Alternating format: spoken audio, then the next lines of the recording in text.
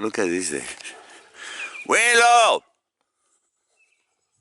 I was going to go out there, but I forgot my coffee. Here's the coffee. I always have to go with the coffee. It's the walking coffee. Okay, Willow. These are beautiful sunflowers. Look at that. Chiquita. Sunflowers.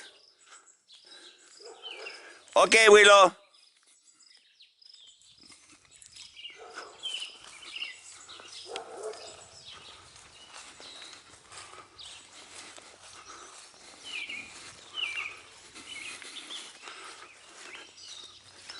What, Lila Willa?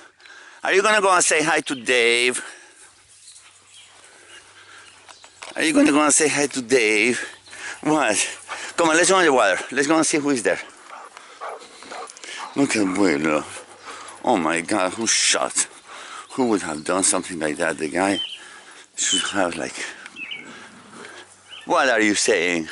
Where is my Dave? Oh, there is Dave. So Dave, I forgot to bring you a cup of coffee. You want a cup of coffee? Huh? How do you like your coffee? Remember to say hi to the puppies. Okay, this is Chiquita, and this is Willow. Someone shot her. Listen, Dave. Someone, you know, the people hate me so much about here. They shot my dog, and she lost a leg. Look. Dave, who would do something like that? It's on purpose. This is not a shotgun. This is a rifle shot. That's terrible. Oh, that's horrible. And they put me in jail, you know that? They did? For 3 months. You were in jail? And they dropped the charges. The day after they put me in jail, they dropped the charges. That's no good. I cannot do that. You were in jail for 3 months? Yeah. Jeez. Because they say I pushed a veterinarian when I went over there to the vet. Where do you take your dog? Veterinary Associates. That's where the High school there. Yeah, I know. Yeah. With me they were very bad. Were they? Okay, doctor, what's his name? Her name. Okay. Heather Curtis is one of them. One of the vets. What's her name? Heather Curtis. No, she didn't deal with me. The one that dealt with me was Dr. Morris, Catherine Morris, and Dr. Nick, what's his name? I don't want to even remember their names. And then Catherine Morris,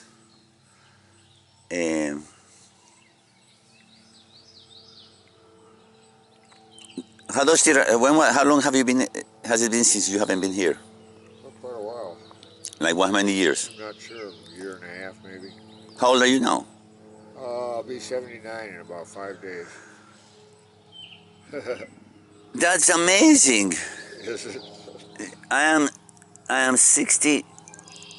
The reason why I'm looking in the air is because I want to make sure there is no hawks around with the puppies, you know. Yeah, of course. And there is a helicopter there. Oh, the canoe is going to go. Oh, it's tied up. Okay. So you say the other boat's over that side someplace? No, it's over there. Oh, it's behind there. But it's in the ground.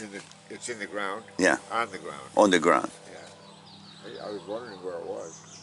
Yeah, it was too big. It used too much space here in the beach. Yeah. You know, it's like suddenly you have that boat and then you don't have a space for anybody. That's correct, yeah. Oh, Catherine Smith. You know Catherine Smith? Okay. So Catherine Smith, the other one that I told you, Morris, and then Nick Blaine, Dr. Blaine Nix. So this is what happened. My dog, there is some people that have been shooting here for a long time, and then they don't like that my dogs run around, and probably sometimes they get outside of the boundaries and they chase, what they say, they chase their deer. That if it is like their deer, you know. And then, so one day I got a call that says, you better keep track of your dogs because they are chasing my deer and one might get shot. Then I put a very long leash on the puppies. And that one day I got some guests. And then when the guests arrived, I got confused and then forgot to look for the puppies, and the puppies went someplace. Then for hours the puppies didn't come back, and then when they came back, I had Willow, which is the one without a leg, and only one puppy came back.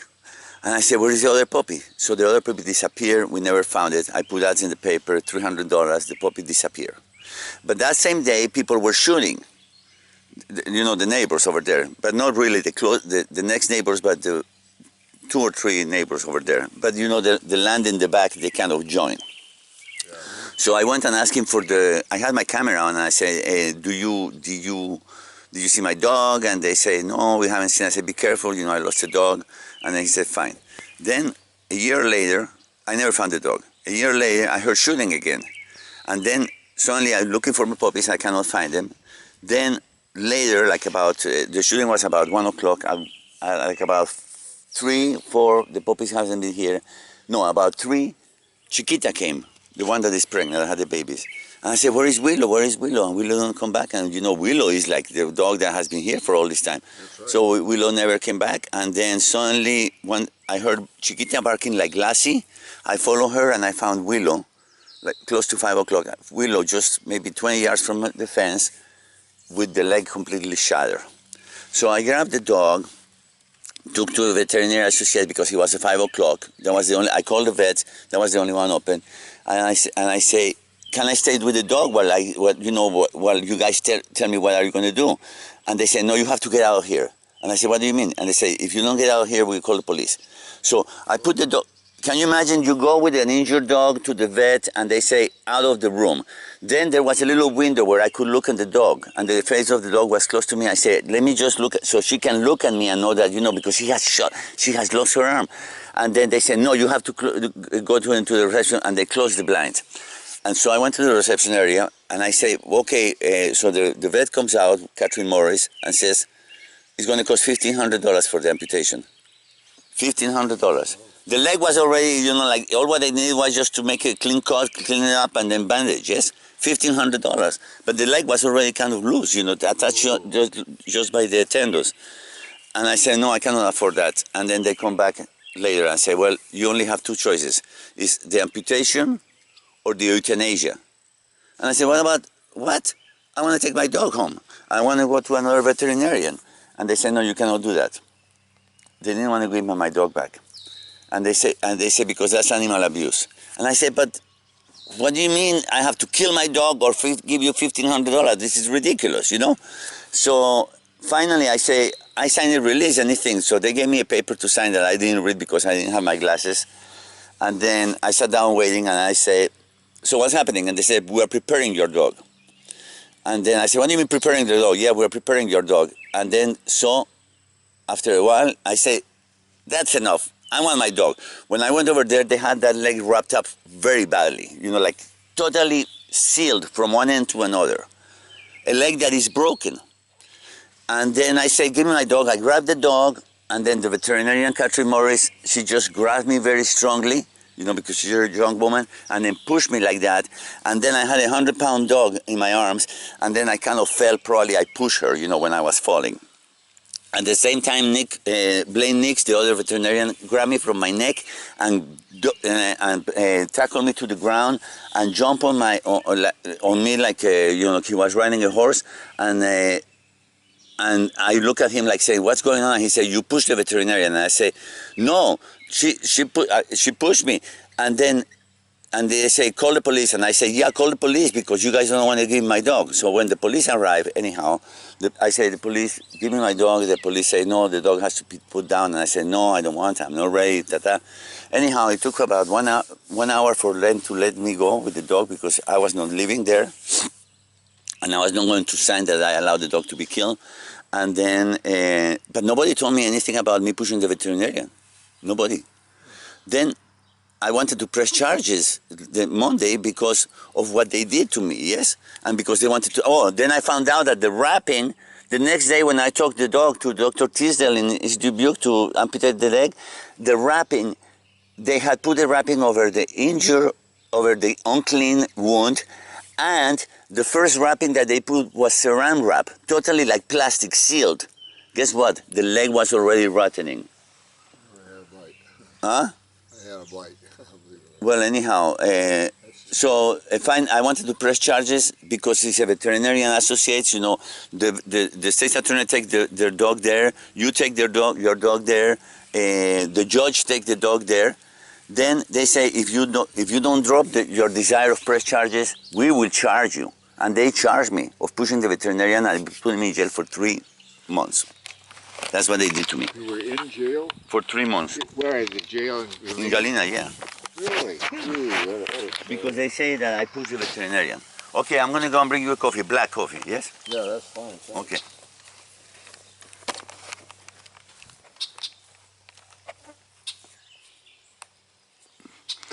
Man, he didn't know the story.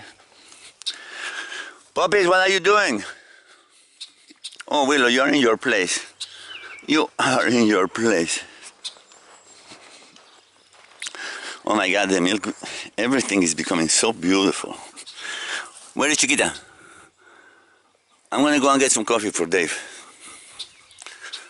These flowers are opening up. Oh my. All the flowers are opening up. Those purple ones, the butterflies.